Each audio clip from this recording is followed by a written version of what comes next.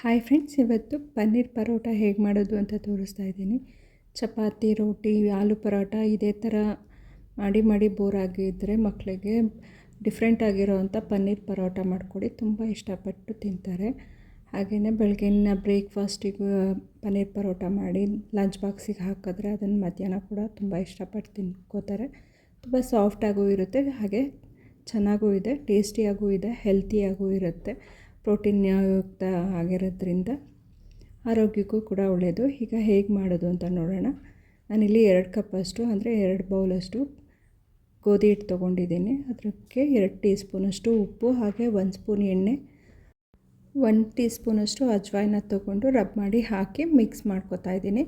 ಸ್ವಲ್ಪ ನೀರು ಹಾಕಿ ಫಸ್ಟ್ ಒಂದು ಸಲ ಹಿಟ್ಟನ್ನ ಮಿಕ್ಸ್ ಮಾಡ್ಕೊಳ್ಳಿ. ಅದಾದಮೇಲೆ ಸ್ವಲ್ಪ ನೀರು ಹಾಕ್ಕೊಂಡು ಹಿಟ್ಟನ್ನ ಸಾಫ್ಟ್ ಆಗೋವರೆಗೂ ಹೀಗೆ ನಾದ್ಕೊಂಡು ಮಿದ್ಕೋಬೇಕು. ಸ್ವಲ್ಪ ಮಿದ್ಕೊಂಡಾದಮೇಲೆ ಇದಕ್ಕೆ 1 ಸ್ಪೂನ್ ಎಣ್ಣೆ ಹಾಕಿ ಸ್ಪ್ರೆಡ್ ಮಾಡಿಕೊಂಡು ಮತ್ತೆ ಮಿದ್ಕೋಬೇಕು. ಹಿಟ್ಟು ಸಾಫ್ಟ್ ಆಗಿರಬೇಕು, ಅಲ್ಲಿವರೆಗೂ ಚೆನ್ನಾಗಿ ನಾದ್ಕೊಂಡು ಮೆದಿಬೇಕು. ಈ ರೀತಿ ಪ್ರೆಸ್ ಮಾಡಿ ಸಾಫ್ಟ್ ಡೋ ಬರೋವರೆಗೂ ಮಾಡ್ಕೊಳ್ಳಿ. ಅದಾದಮೇಲೆ ಒಂದು ಪ್ಲೇಟ್ ಮುಚ್ಚಿ ಸೈಡಿಗಿಟ್ಟು ಈಗ ಪರೋಟ ಫಿಲ್ಲಿಂಗಿಗೆ ಏನೇನು ಬೇಕೋ ಅದನ್ನು ರೆಡಿ ಮಾಡ್ಕೊಳ್ಳೋಣ. 1 ಬೌಲಷ್ಟು ಪನ್ನೀರ್ ತೊಗೊಂಡಿದ್ದೀನಿ ನಾನು, ಅಂದರೆ ಮೀಡಿಯಮ್ ಸೈಜ್ ಬೌಲಲ್ಲಿ ಪನ್ನೀರ್ ತೊಗೊಂಡಿದ್ದೀನಿ. ಇದು ಹೋಮ್ ಮೇಡ್ ಪನ್ನೀರು, ನಾನು ಹಾಲನ್ನ ಉಡಿಸಿ ತೆಗೆದಿರೋ ಅಂಥ ಪನ್ನೀರ್ ಇದು. ಹೋಮ್ ಮೇಡ್ ಪನ್ನೀರ್ ಆದ್ರೂ ದಪ್ಪ ಅಳಿ ಇರುತ್ತಲ್ಲ, ಅದನ್ನೆಲ್ಲ ಸಣ್ಣ ಅಳಿಗಳಾಗಿ ಬರೋ ಥರ ಈ ರೀತಿ ಪ್ರೆಸ್ ಮಾಡಿ ಮಿಕ್ಸ್ ಮಾಡ್ಕೋಬೇಕು. ಅದಾದಮೇಲೆ ಇದಕ್ಕೆ 1 ಸ್ಪೂನಷ್ಟು ಉಪ್ಪು, ಹಾಗೆ 1 ಸ್ಪೂನು ಚಿಲ್ಲಿ ಫ್ಲೇಕ್ಸ್ ಹಾಕ್ತಾಯಿದ್ದೀನಿ. ಹಾಗೆ ಅರ್ಧ ಸ್ಪೂನಷ್ಟು ಹಚ್ಚ ಖಾರದ ಪುಡಿ, 1/4 ಟೀ ಚಮಚ ಅರಶಿನ, 1 ಸ್ಪೂನು ಕೊರಿಯಂಡರ್ ಪೌಡರ್ ಅಂದರೆ ಧನಿಯಾ ಪೌಡರ್ ಹಾಕ್ತಿದ್ದೀನಿ. ಹಾಗೆಯೇ 2 ಮೀಡಿಯಮ್ ಸೈಜ್ ಈರುಳ್ಳಿನ ಸಣ್ಣದಾಗಿ ಹೆಚ್ಚಿ ಹಾಕ್ಕೋತಾ ಇದ್ದೀನಿ. ಇದ್ರ ಜೊತೆಗೆ ಸ್ವಲ್ಪ ಹೆಚ್ಚಿರೋವಂಥ ಕೊತ್ತಂಬರಿ ಸೊಪ್ಪು, ಹಾಗೆ ಸ್ವಲ್ಪ ಸಣ್ಣದಾಗಿ ಹೆಚ್ಚಿರೋ ಅಂಥ ಶುಂಠಿನೂ ಹಾಕ್ಕೋತಾ ಇದ್ದೀನಿ. ಇದಿಷ್ಟು ಹಾಕ್ಕೊಂಡು ಚೆನ್ನಾಗಿ ಮಿಕ್ಸ್ ಮಾಡ್ಕೋಬೇಕು. ಪನ್ನೀರು ಈ ಮಸಾಲೆಗಳೆಲ್ಲ ಚೆನ್ನಾಗಿ ಮಿಕ್ಸ್ ಆಗಬೇಕು. ನಿಮಗೆ ಕಾಯಿ ತುರಿ ಬೇಕು ಅನಿಸಿದ್ರೆ ಹಾಕ್ಕೋಬೋದು, ಅಂದರೆ ಕಾಯಿನ ತುರಿದು ರುಬ್ಬಿ ಹಾಕ್ಕೋಬೇಕು. ಈಗ ಒಂದು ಸಲ ಚೆನ್ನಾಗಿ ಮಿಕ್ಸ್ ಮಾಡ್ಕೊಳ್ಳಿ. ಇದಾದಮೇಲೆ ನಾನು ಕಾಯಿ ತುರಿನೂ ಹಾಕಿ ಮಿಕ್ಸ್ ಮಾಡ್ತಾಯಿದ್ದೀನಿ. ನಿಮಗೆ ಬೇಕು ಅಂದರೆ ಹಾಕ್ಕೊಳ್ಳಿ, ಇಲ್ಲಾಂದರೆ ಸ್ಕಿಪ್ ಮಾಡಿ ಕಾಯಿ ತುರಿನ. ಇದು ಫಸ್ಟ್ ಪನ್ನೀರ್ನೆಲ್ಲ ಚೆನ್ನಾಗಿ ಮಿಕ್ಸ್ ಮಾಡ್ಕೋಬೇಕು. ಅದಾದಮೇಲೆ ಕಾಯಿ ತುರಿ ಆ್ಯಡ್ ಮಾಡ್ಕೋಬೇಕು. ಪನ್ನೀರೆಲ್ಲ ಹೀಗೆ ಹಿಂಗೆ ಪ್ರೆಸ್ ಮಾಡಿದಾಗ ಉಂಡೆ ಥರ ಸ್ವಲ್ಪ ಅಂದರೆ ಉಂಡೆ ಥರ ಬಂದಂಗೆ ಆದರೆ ಚೆನ್ನಾಗಿರುತ್ತೆ ಅಂತ, ಚೆನ್ನಾಗಿ ಮಿಕ್ಸ್ ಆಗಿದೆ ಅಂತ. ಇವಾಗ 1/2 ಬೌಲಷ್ಟು ಕಾಯಿ ತುರಿನ ಮಿಕ್ಸ್ ಮಾಡ್ಕೋತಾ ಇದ್ದೀನಿ. ನಿಮಗೆ ಇಷ್ಟ ಇದ್ದರೆ ಮಿಕ್ಸ್ ಮಾಡ್ಕೊಳ್ಳಿ, ಇಲ್ಲಾಂದರೆ ಸ್ಕಿಪ್ ಮಾಡಿ. ಇವಾಗ ಫಿಲ್ಲಿಂಗ್ ಕೂಡ ರೆಡಿ ಆಯಿತು. ಈಗ ಚಪಾತಿ ಹಿಟ್ಟು ಒಂದು 10 ನಿಮಿಷ ಮುಚ್ಚಿಟ್ಟಿದ್ವಲ್ಲ, ಸಾಫ್ಟಾಗಿರುತ್ತೆ. ಅದನ್ನ ಈಗ ಒಂದು ಸಲ ಚೆನ್ನಾಗಿ ನಾದ್ಕೊಂಡಾದಮೇಲೆ ಒಂದು ಮೀಡಿಯಮ್ ಸೈಜ್ ಬರೋವಷ್ಟು ಹಿಟ್ಟನ್ನ ತಗೊಂಡು ಉಂಡೆ ಮಾಡ್ಕೋಬೇಕು. ಈ ರೀತಿ ರೌಂಡಾಗಿ ಬರೋ ಥರ ಉಂಡೆ ಮಾಡ್ಕೊಂಡಾದಮೇಲೆ ಮಣೆ ಮೇಲೆ ಸ್ವಲ್ಪ ಗೋಧಿ ಹಿಟ್ಟನ್ನ ಸ್ಪ್ರೆಡ್ ಮಾಡಿ ಆಮೇಲೆ ಹಿಟ್ಟನ್ನ ಇಟ್ಟು ಲಟ್ಟಿಸ್ಕೋಬೇಕು. ಸ್ವಲ್ಪ ಲಟ್ಟಿಸ್ಕೊಳ್ಳಿ, ತುಂಬ ದೊಡ್ಡದಾಗಿ ಲಟ್ಟಿಸ್ಕೋಬೇಡಿ, ಅದು ಫಿಲ್ಲಿಂಗ್ ಹಾಕಬೇಕಲ್ವ, ಹಾಗಾಗಿ ಸ್ವಲ್ಪ ದಪ್ಪ ಲೇಯರೇ ಇರಬೇಕು ಅಷ್ಟು. ಮತ್ತು ಒಂದು ಮೀಡಿಯಮ್ ಸೈಜಲ್ಲಿ ಲಟ್ಟಿಸ್ಕೊಳ್ಳಿ. ಅದಾದಮೇಲೆ ಇದಕ್ಕೆ ಪನ್ನೀರ್ ಫಿಲ್ಲಿಂಗ್ ಹಾಕಿ ರೌಂಡ್ ಮಾಡಿ ಮತ್ತೆ ಲಟ್ಟಿಸ್ಕೋಬೇಕು. ನಾನೀಗ ತೋರಿಸ್ತಿದ್ದೀನಲ್ಲ ಅಷ್ಟು ಲಟ್ಟಿಸ್ಕೊಳ್ಳಿ ಸಾಕಾಗುತ್ತೆ. ಇಲ್ಲಾಂದರೆ ತುಂಬ ತೆಳುಗೆ ಬಂದ್ರೂ ದೊಡ್ಡದಾಗಿ ಲಟ್ಸೋಕ್ಕಾಗಲ್ಲ, ಅಂಟ್ಕೊಂಡಂಗೆ ಆಗಿಬಿಡುತ್ತೆ.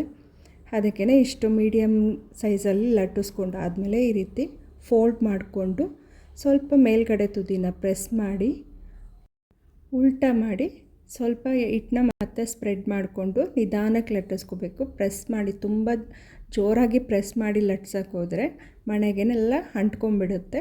ಅದಕ್ಕೆ ನಿಧಾನಕ್ಕೆ ಸ್ವಲ್ಪ ಪ್ರೆಸ್ ಮಾಡಿ ಲಟ್ಟಿಸ್ಕೋಬೇಕು. ಇವಾಗ ನಾನು ಹಿಟ್ಟು ಮೇಲೆ ಸ್ವಲ್ಪ 1/4 ಟೀ ಸ್ಪೂನಷ್ಟು ಕಲೋಂಜಿನ ಸ್ಪ್ರೆಡ್ ಮಾಡಿದ್ದೀನಿ. ಹಾಗೆ ಈರುಳ್ಳಿ ಹೂವನ್ನ ಈ ರೀತಿ ಕತ್ತರಿಸ್ಬಿಟ್ಟು ಹಾಕಿದ್ದೀನಿ, ಅಂದರೆ ಈರುಳ್ಳಿ ಕೋವೆ ಇರುತ್ತಲ್ಲ ಅದನ್ನು ಹಾಕಿದ್ದೀನಿ. ಇಲ್ಲ ಅಂದರೆ ಕೊತ್ತಂಬರಿ ಸೊಪ್ಪನ್ನು ಕೂಡ ಕಟ್ ಮಾಡಿ ಹೀಗೆ ಸ್ಪ್ರೆಡ್ ಮಾಡಿ ಹಾಕ್ಕೊಂಡು ಲಟ್ಟಿಸ್ಕೋಬೋದು.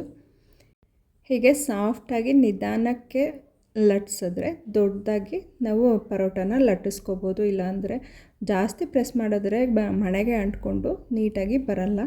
ಇವಾಗ ಕಾದಿರೋ ಹೆಂಚು ಮೇಲೆ ಹಾಕ್ತಾಯಿದ್ದೀನಿ. ಹೆಂಚು ಮೇಲೆ ಹಾಕಿ ಅದಕ್ಕೆ 1/4 ಟೀ ಸ್ಪೂನಷ್ಟು ತುಪ್ಪನ ಸ್ಪ್ರೆಡ್ ಮಾಡ್ತಾಯಿದ್ದೀನಿ. ತುಪ್ಪ ಇಲ್ಲಾಂದರೆ ಬೆಣ್ಣೆ ಅಥವಾ ಎಣ್ಣೆ ಎರಡೂ ಹಾಕ್ಕೋಬೋದು. ನಾನಿಲ್ಲಿ ತುಪ್ಪ ಹಾಕ್ತಾಯಿದ್ದೀನಿ. ತುಪ್ಪ ಹಾಕಿ ಈ ರೀತಿ ಸ್ಪ್ರೆಡ್ ಮಾಡ್ತಾಯಿದ್ದೀನಿ. ತುಪ್ಪ ಹಾಕಿ ಸ್ಪ್ರೆಡ್ ಮಾಡಾದಮೇಲೆ ಮಗ್ಚಾಕಿ ಮತ್ತೆ ಒಂಚೂರು ತುಪ್ಪ ಹಾಕಿ ಸ್ಪ್ರೆಡ್ ಮಾಡ್ತಿದ್ದೀನಿ. ತುಪ್ಪ ಅಥವಾ ಬೆಣ್ಣೆ ಹಾಕಿದ್ರೆ ತುಂಬ ಸಾಫ್ಟಾಗಿ ಚೆನ್ನಾಗಿ ಬರುತ್ತೆ. ಇವನ್ ಎಣ್ಣೆ ಕೂಡ ಹಾಕಿದ್ರೂ ಚೆನ್ನಾಗಿರುತ್ತೆ. ಆದ್ರೂ ಬೆಣ್ಣೆ ಅಥವಾ ತುಪ್ಪ ಇನ್ನೂ ಚೆನ್ನಾಗಿರುತ್ತೆ ಮತ್ತು ಆರೋಗ್ಯಕ್ಕೂ ಒಳ್ಳೆಯದು ಅಂತ. ಫಸ್ಟ್ ಒಂದೊಂದು ನಿಮಿಷ ಮೀಡಿಯಮ್ ಫ್ಲೇಮಲ್ಲಿಟ್ಟು ಬೇಯಿಸ್ಕೊಳ್ಳಿ. ಅದಾದಮೇಲೆ ಲೋ ಫ್ಲೇಮಲ್ಲಿಟ್ಟು ನಿಧಾನಕ್ಕೆ ಒಂದೊಂದು ನಿಮಿಷ ಬೇಯಿಸ್ಕೋಬೇಕು. ಯಾಕಂದರೆ ಒಳಗಿರೋ ಫಿಲ್ಲಿಂಗ್ ಕೂಡ ಚೆನ್ನಾಗಿ ಬೆಂದಿರಬೇಕಲ್ವ, ಹಾಗಾಗಿ ಲೋ ಫ್ಲೇಮಲ್ಲಿ ನಿಧಾನಕ್ಕೆ ಬೇಯಿಸ್ಕೋಬೇಕು. ಇವಾಗ ಚೆನ್ನಾಗಿ ಬೆಂದಿದೆ. ಪ್ಲೇಟಿಗೆ ಎತ್ತಿಟ್ಕೋತಾ ಇದ್ದೀನಿ. ಇದೇ ರೀತಿ ಉಳಿದಿರೋ ಹಿಟ್ಟನ್ನು ಲಟ್ಟಿಸ್ಕೊಂಡು ನಿಮ್ಗೆ ಯಾವ ಶೇಪಲ್ಲಿ ಬೇಕಾದ್ರೂ ಲಟ್ಟಿಸ್ಕೊಂಡು ಮಾಡ್ಕೋಬೋದು. ನಾನು ಇವಾಗ ಒಂದು ರೌಂಡ್ ಶೇಪ್ ತೋರಿಸಿದೆ, ಇವಾಗ ಸ್ಕ್ವೇರ್ ಶೇಪಲ್ಲಿ ತೋರಿಸ್ತಾ ಇದ್ದೀನಿ. ಸ್ಕ್ವೇರ್ ಶೇಪ್ದಾದರೆ ಈ ರೀತಿ ಲಟ್ಟಿಸ್ಕೊಂಡಾದಮೇಲೆ ಫಿಲ್ಲಿಂಗ್ ಮಾಡಿ ಪ್ರೆಸ್ ಮಾಡಿ ಹೀಗೆ ನಿಧಾನಕ್ಕೆ ಲಟ್ಟಿಸ್ಕೋಬೇಕು. ನಿಮಗೆ ಕಲೋಂಜಿ ಬೇಕಂದರೆ ಹಾಕ್ಕೊಳ್ಳಿ, ಇಷ್ಟ ಇಲ್ಲ ಅಂದರೆ ಬರೀ ಫಿಲ್ಲಿಂಗ್ ಮಾಡಿ ಲಟ್ಟಿಸ್ಕೊಂಡು ಹಾಗೆ ತವ ಮೇಲೆ ಹಾಕಿ ಬೇಯಿಸ್ಕೊಳ್ಳಿ. ನಾನಿವಾಗ ಇದಕ್ಕೆ ಕಲೋಂಜಿ ಹಾಕಿಲ್ಲ ಮತ್ತು ಕೊತ್ತಂಬರಿ ಸೊಪ್ಪಾಗಲಿ ಆನಿಯನ್ ಫ್ಲವರ್ದಾಗಲಿ ಏನನ್ನೂ ಹಾಕಿಲ್ಲ, ಹಾಗೆ ಬೇಯಿಸಿ ತೋರಿಸಿದ್ದೀನಿ.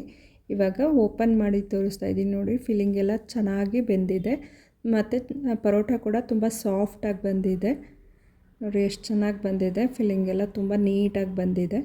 ಈ ಥರ ಒಂದು ಸಲ ಟ್ರೈ ಮಾಡಿ ನೋಡಿ, ತುಂಬ ಇಷ್ಟಪಟ್ಟು ಮಾಡ್ಕೋತಿದ್ದೀರಾ. ನಾನಿಲ್ಲಿ ಪರೋಟ ಜೊತೆಗೆ ಮೊಸರಿಗೆ ಸ್ವಲ್ಪ chaat masala, chilli powder, salt ಹಾಕಿದ್ದೀನಿ. ಅದನ್ನು ಸರ್ವ್ ಮಾಡ್ತಿದ್ದೀನಿ. ಇಲ್ಲ ಬೆಣ್ಣೆ ಕೂಡ ಹಾಕಿ ಕೊಡ್ಬೋದು. ತುಂಬಾ ಚೆನ್ನಾಗಿದೆ, ತುಂಬ ಸಾಫ್ಟಾಗಿದೆ ಮತ್ತು ಹೆಲ್ತಿ ಕೂಡ ಇದೆ. ಈ ಥರ ಒಂದು ಸಲ ಟ್ರೈ ಮಾಡಿ ನೋಡಿ. ಮಕ್ಕಳೆಲ್ಲ ತುಂಬ ಇಷ್ಟಪಟ್ಟು ಮಾಡಿಸ್ಕೋತಾರೆ ಮತ್ತು ತುಂಬ ಇಷ್ಟಪಟ್ಟು ಅವರೇ ತಿಂತಾರೆ. ಹಾಗೆ ಯಾರೆಲ್ಲ ಸಬ್ಸ್ಕ್ರೈಬ್ ಆಗದೆ ವೀಡಿಯೋಸ್ ನೋಡ್ತಿದ್ದೀರಾ, ಪ್ಲೀಸ್ ಸಬ್ಸ್ಕ್ರೈಬ್ ಆಗಿ, ಲೈಕ್ ಮಾಡಿ, ಶೇರ್ ಮಾಡಿ. Thank you.